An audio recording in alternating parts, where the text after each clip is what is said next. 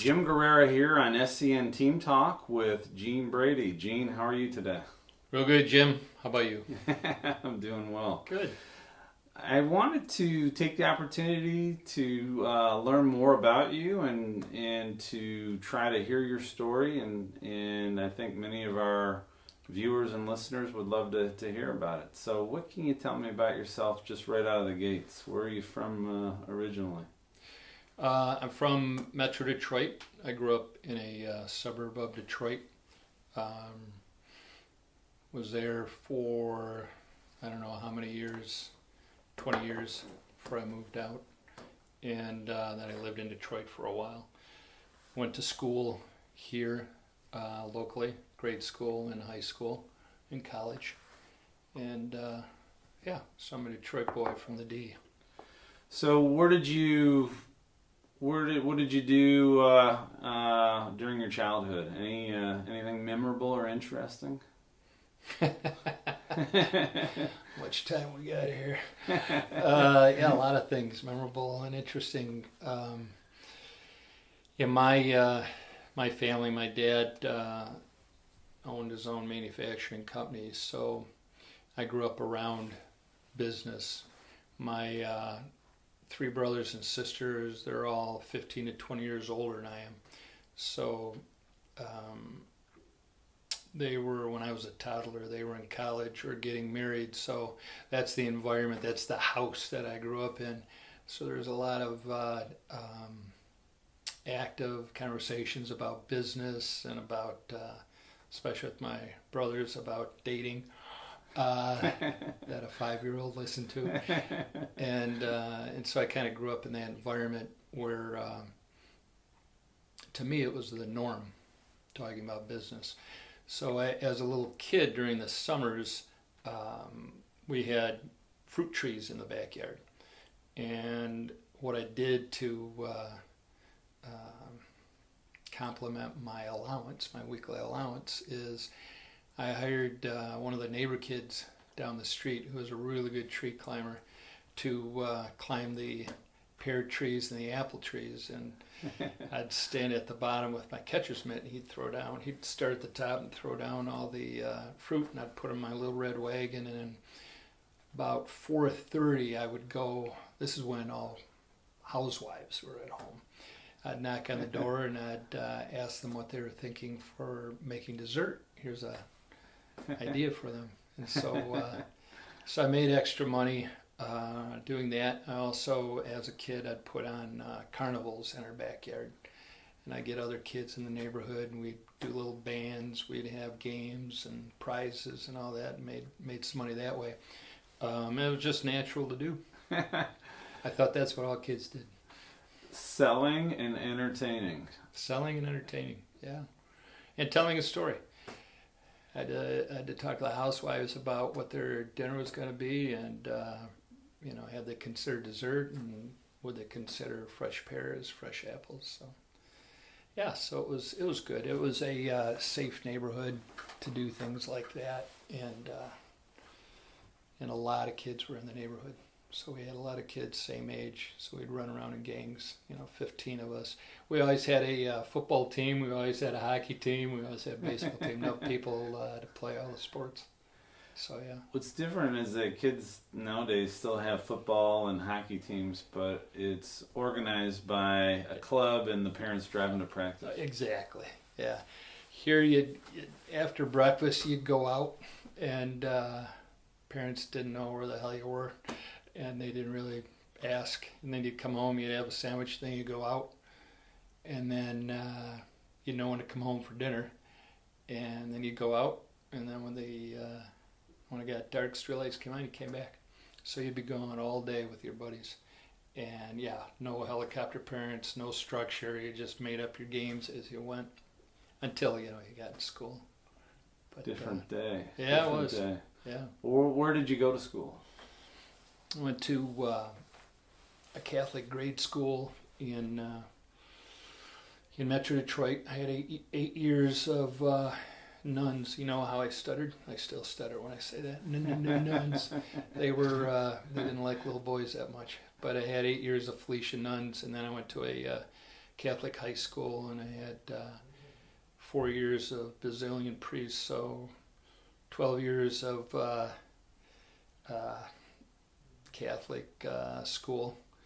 And then after that I went to community college where I did my core classes, became managing editor of the newspaper, and we got press passes to go into the different sports events and the different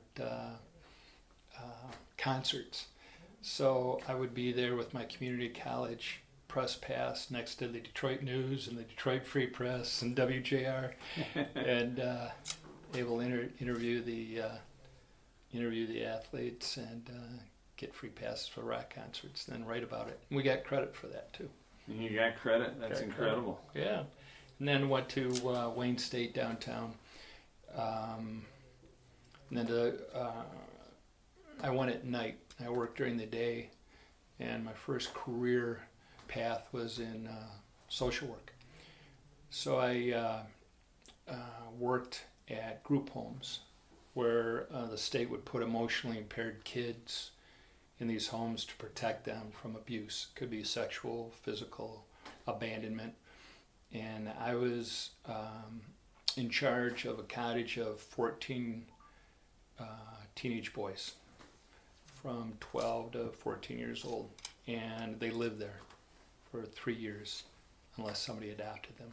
So these were a lot of kids that had a lot of challenges, a lot of emotional challenges, and that's where I really honed my listening skills, because a lot of times what they're saying is not what they meant, or they didn't really know what was bothering them. So you listen and you talk it out, you figure it out. And so that helps pay for my college. I did that for several years. And then I was a crisis line operator in downtown Detroit where there was a number of 313 telehelp. So people in the Detroit community, if they had any issues, whether it was their lights are out, they didn't have any groceries, thinking of committing suicide, somebody was coming at them, they'd call this number. Why they didn't call 911? Well, they figured it was local, 313. And so I took a lot of those calls. I did that at night. And that was an interesting position. That had to be incredible. Yeah. You talk to a lot of people in crisis, and you need to calm them down, need to get the story straight, need to figure out a way forward. And then I'd have a list of all the resources in the city that I could align with them. And if I had somebody that was thinking of killing themselves, I'd have them on the line while I'd have a rescue person on the other line. Wow. I wouldn't be able to do that today. I had no licensing. I just interview well. So because of my background, taking care of those kids, those child care worker background, those kids I took, based on that, they hired me for that crisis line. So that was interesting. What did you take away from that position in terms of your outlook on the world and your outlook on the business world? We're more alike than we're different. A lot of the issues with the people I talked with, they weren't all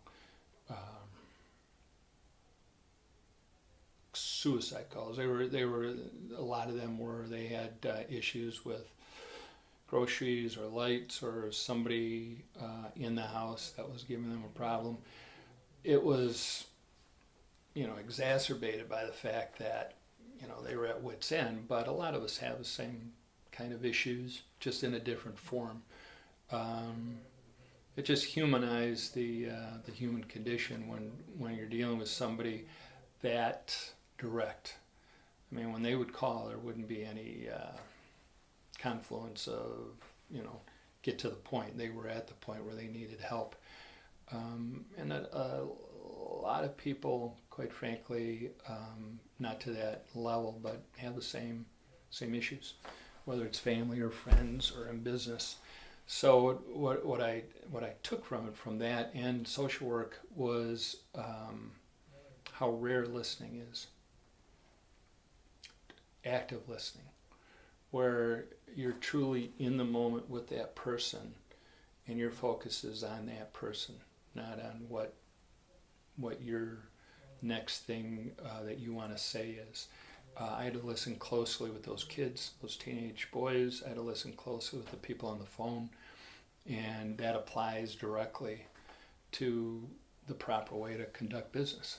If you're going to be a consultant, if you're going to be an advisor, if you're going to be a helper like that, you can't take for granted you know what the issue is. You have to understand what the issue is in order to be that effective consultant.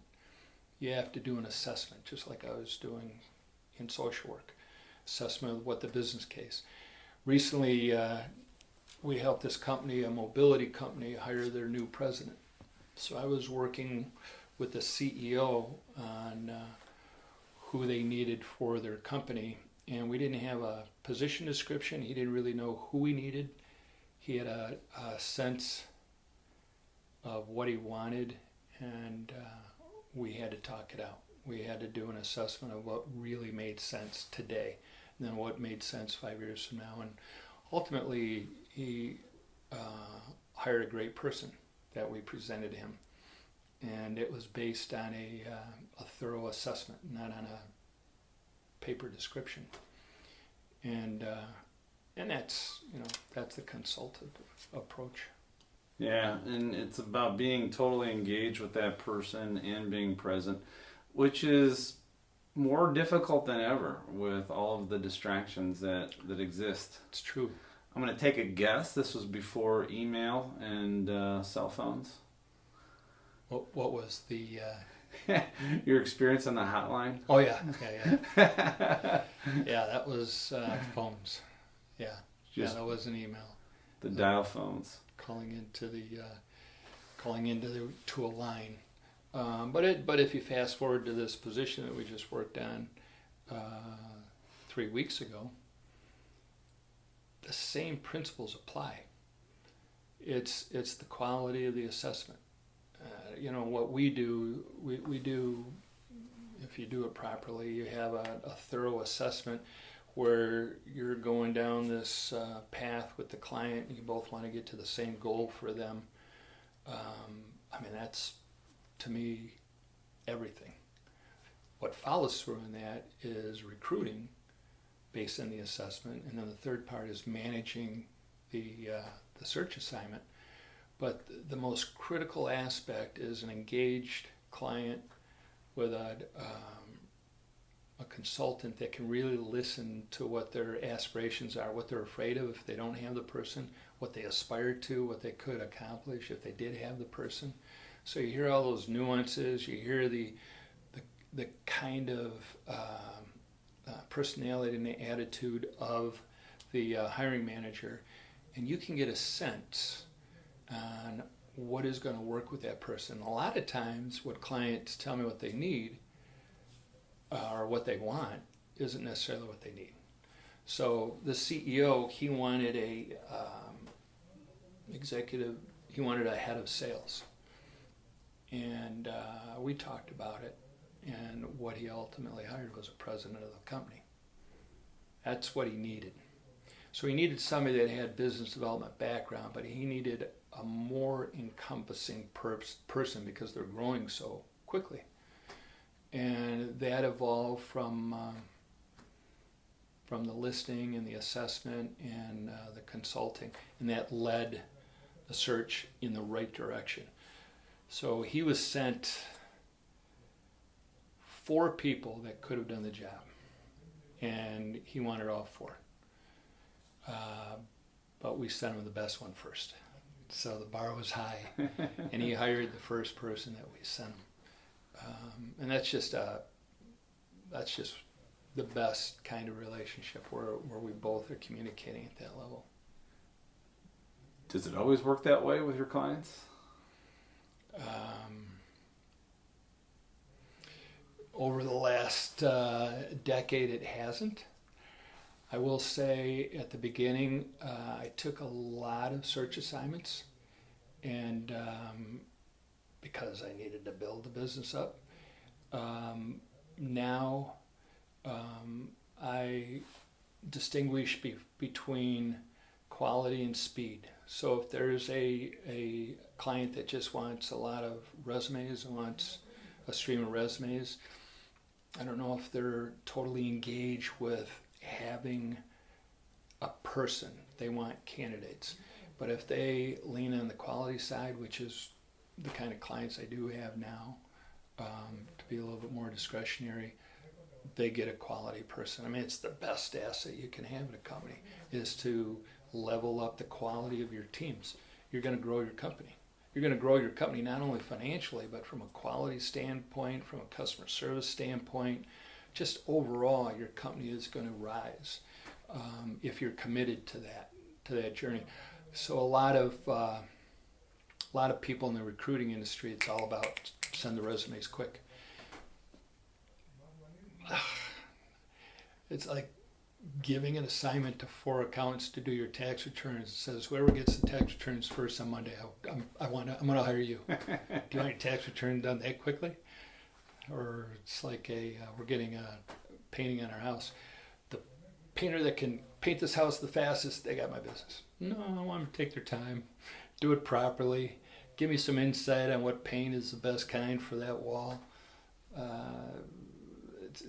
They're missing out on the juicy part of a hiring process with the assessment. I wouldn't go to the fastest barber. Take your time, do it properly. I trust you. That's your craft. Just like anything, if you have a nice, steady pace of people that you're presenting to a client, and they take the time, we're honoring the client with that because we're investing a lot of that quality and that thinking and our consulting way up front for their benefit, and they do benefit from it. So does the candidates. We're able to give them more time. We're able to understand them more. We're able to really see what are their quantifiable accomplishments that would really resonate with our client instead of taking a resume, scanning it, and sending it. So to do justice to that process, you really need that consultative part up front to initiate it. So when a client reaches out to you for an assignment, how does it go? How does the process work? When they reach out for an assignment. With me, it's, again, understanding their environment. Why now? Why are they looking for this person now? Have they found anybody internally that could be a fit? I did have a client a couple years ago that we had the conversation, and he realized there were some other resources internally. Good. Hire internally. So they hired somebody internally. But if they don't have that resource internally, then we look while they're going outside. And we just go through a diagnostic of where they are today, what this individual could bring to them tomorrow, what they're looking at a year from now, this person accomplishing, what are the challenges on day one, what kind of environment are they walking into, what are the opportunities for advancement, what would you really like to see this individual that maybe the last individual didn't have. Maybe they had an individual that parted ways with their company and was doing well, but what else could the next person bring? What do they aspire to? So we have that conversation, understand the environment, and I visualize myself being with them at their facility as they're talking about it, what markets they're trying to open up or develop. And based on that, I write a pretty extensive story about that conversation. So then when I work with if I do work with a recruiting specialist that's helping me recruit for that position, they have an understanding that they're not just shucking around a job, they're talking about a career when they talk to individuals. they're able to tell a compelling selling story on why that candidate should consider our client with all that background. And I confirm it with the client. This is what I heard. So I'll send them back what I heard and I say, modify it as you like. That's so much richer and so much more on point than any job description. I don't need a job description. God bless who writes job descriptions. It's, they need to do it because they're audited. But as far as guiding a search assignment, it's the conversation, the nuanced conversation. Like I said earlier, the fears, the desires, the ambitions, what they are looking to have with this person on the team. I had a client call me a couple days ago saying how great the two people that he just hired, their national sales managers, how they're doing. And it's only been a month and the guy's elated. And we spent a good amount of time up front where we slowed down and we were able to work more efficiently. And he was dedicated to find the best national sales managers for his company, and he feels he did. So that's what I concentrate on. Well, I can tell you, you've been here 10 plus years now, and you've achieved levels of success that are unprecedented in our profession. That's a term that's used a lot these days, unprecedented, and it's true. In the global affiliate network that we're a part of, with over 2,000 or 3,000 search professionals, you've consistently produced in the top 10 on an annual basis, and that's no small task. You probably don't even realize it or appreciate it because you're just doing what you do, which is offer tremendous insight and tremendous consulting at the highest level. So, well, thank you. Yeah, thank you for that service. And 10 years ago, before you came here, you said that you wanted us to help us build our company, and that was still to this day the best answer I've ever had from somebody that wanted to come join us, and everything has held true. We did. And it started back in the days of catching the apples and delivering them. Yeah. Well, I years later, as you know, I started my own company, and then I was a president of another company, and I worked with recruiters. And I know what good recruiting can do. I was able to go back to running my company, and I let them do the recruiting. And there's nothing better than not worrying that you're going to get the people that you're hoping for come to you through that recruiter. So I know the value of a good hire. I've had to fire people, and that's not something anybody wants to do. So if you can minimize that and maximize the people you have, all the more. So I have that empathy being on the other side as a hiring manager. What were your experiences then prior to joining SCN? What were those businesses? Well, one was a marketing communications agency that I started. I was the vice president of sales at another advertising agency, and then when I started my marketing communications firm, and I worked with a lot of manufacturers. It was a business-to-business ad agency. So just like we're helping them increase their business truly with the right team, I was helping my clients back then increase their business with the right marketing message, with the right selling message. It wasn't just about advertising. It's how do we help them sell more stuff? And so I had to go in there truly with a blank sheet, say, okay, what's the message this year for that product, and come up with whatever that story was. And so I'd talk to the engineers, I would talk to the executives, I'd understand their place in the market, what their market share was today, where they aspired to be, who the competitors are, was their new revenue stream they're trying to open up. And with all that understanding, we would create a campaign on their behalf to help them sell more stuff. And we did that globally. So a lot of my clients were global suppliers, so we would translate our advertising into 7 or 8 different languages. And that you got to be careful of. Some things don't translate that well over in another country, but we had a person that was a linguist and would do that for us, and it was very very innovating. It was thrilling to see one of our billboards that we'd create in Detroit or Chicago or Florida be over in France. And my clients would go to big trade shows and they would take pictures for me to show how it looked over there. And again, the message, a good message, will translate well internationally. So that I did. I was in manufacturing when I lived in Chicago for about 14 years. I was in the commercial printing industry, selling downtown Chicago to large companies like Amoco, and did some work for a lot of insurance companies down there, help them with their commercial printing. So that was truly door-to-door sales on Michigan Avenue.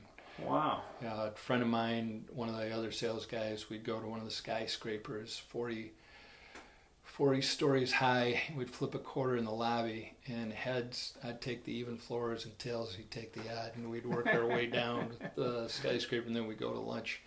And it was knocking on doors, trying to get an appointment with the buyer. And literally. And that was, that taught me that everybody is important. Yeah. Everybody, or not everybody, but a lot of salespeople would want to get away from the receptionist and get to the big guy. No, everybody's important. And if you have that respect for everybody, it does come back to you in a positive way. So that was, the first sale I always told the other salespeople is the receptionist.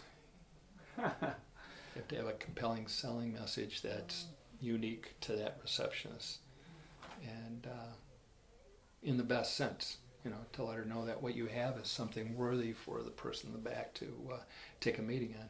But we'd have a meeting right there, and then that could lead to a big project. So, and you did that in Chicago. Yeah, did a lot of door-to-door selling. We sold engineered pipe. Yeah. And so we had to deal with a lot of the structural and civil firms down in the loop in the city. Different day, parking your car in a parking garage, and then toting the bag and the sample, door to door, knocking on doors, seeing who would take the call.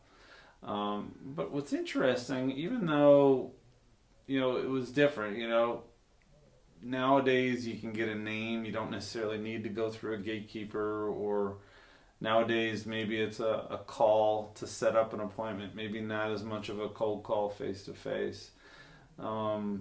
Selling in business is still the same. Absolutely. It's people, it's connecting, it's understanding. Absolutely. Providing value, and it's just a little bit different, that's all. Yeah. Selling's communicating. So that housewife, you're selling her an idea for a dessert. A person on a crisis line, you're selling them the idea of living another day. With the kids, you're selling them the idea that maybe you don't want to beat the heck out of Jimmy. Maybe we can talk this through. So yeah, if you're a human, you're communicating, you're selling. So creating ideas and translating them has also been a part of your history. And you mentioned your advertising career and your marketing career. Any notable campaigns that you put together in the past? Yeah, we did some award-winning campaigns in our industry. Wow. Where we won national advertising awards, and we were in big journals for that. I also, when I was in Chicago, went and studied at Second City Improvisation at their improvisation center in downtown Chicago. And that helped inform the ad campaigns. Being able to, when you improvise, you think very quickly.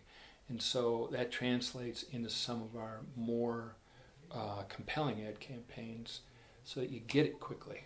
You don't labor over it, you get it. We did one for a global lighting supplier called Hella.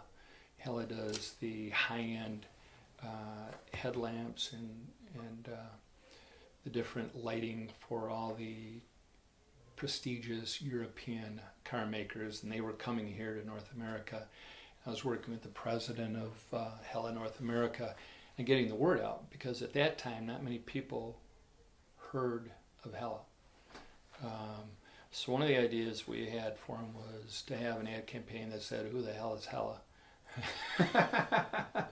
Which he liked, but we nixed it. It happened to be just happenstance that when he hired us as our agency, it was their 100-year anniversary.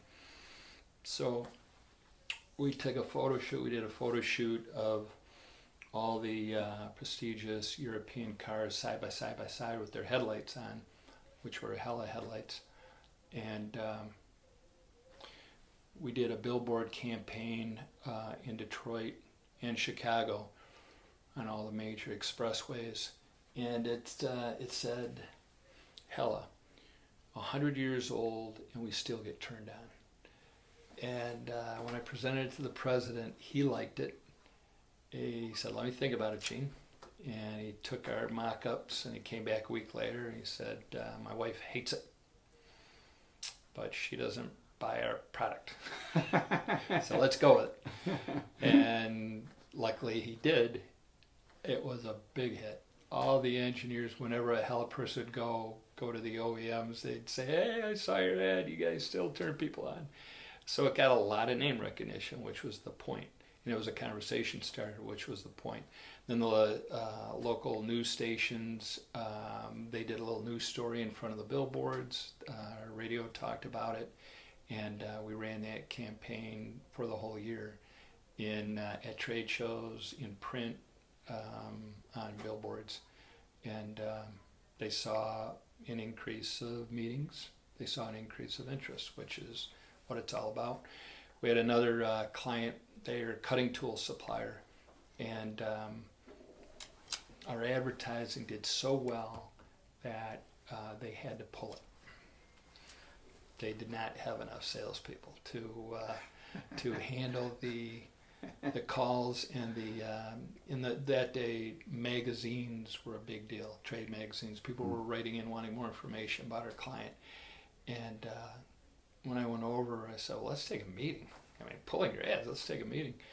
And I went to their offices, and the VP of marketing went into a closet and she opened the door and she brought out 3 boxes of requests for more information. I mean, there were probably thousands in there that they were trying to give out to their salespeople. So that worked. What we said, if you weren't in cutting tools, you wouldn't understand the ad. And that's the best kind of advertising. You don't want everybody to understand an ad. You want your target audience to understand the ad. And it's an insight to that industry. So what we said was target specifically to people who bought cutting tools, and that market all got it. They got the inside message. And I mean, we couldn't do anything wrong with that client after that. We did a lot of business with them. So yeah, we had a lot of successes. And again, even though we won awards, we won national awards for our design and for our different advertising pieces, the biggest reward was when our clients got more business. They got more business than we won. Just like when somebody comes to us and they hire a person that we've presented to them, if that person has incrementally leveled up the quality of that team, we won. not that they hired a person, it's that the team, that everything has improved with that individual on that team. That's a win. And that's fundamentally what we do. Absolutely. Impact teams, build businesses. We help them grow their business. Yep. Better than anyone. As far as what our clients tell us. And they've been with other recruiters. And we've had a lot of people that have been at our clients for years and years and years. And they've gotten promoted exponentially through the years, which is another win for everybody. Yeah. So. You know, what's interesting, this will be kind of a last thought. We're in our 20th year, and we've had a lot of search consultants. We've had a lot of recruiters come through the doors over that time period. And invariably, somebody may push hard or do something incorrectly or say something or do something that rubs somebody the wrong way. And it always gets back to me. And then it becomes a management issue. And what's incredible about your success is that we've never had one complaint. Never one person that's been dissatisfied, and that also is a testament to your capabilities, because a lot of times when you have to push for those high marks, those high revenue dollars, you know, a lot of traditional salespeople will rub people the wrong way, you know, in their pursuit of getting decisions or making a sale, right? And there's that old saying, you don't ever want to lose a customer just to make a sale. So we haven't had that with you as just one of your other many accomplishments, and I think that anybody that works with you would say the same thing. Well, thank you. That's very nice to hear. I have a lot of fun doing this. I find it personally rewarding to have the right person go with my client. I think clients feel that it's not about a placement. I'm not trying to place somebody at their company. So I think they feel that I respect their time and I respect their trust. And hopefully that comes across. I know it does. Thanks for taking a few minutes, Gene. Well, thanks for chatting, Jim. I enjoyed it. Yeah, this is Jim Guerrera with Gene Brady on SCN Team Talk.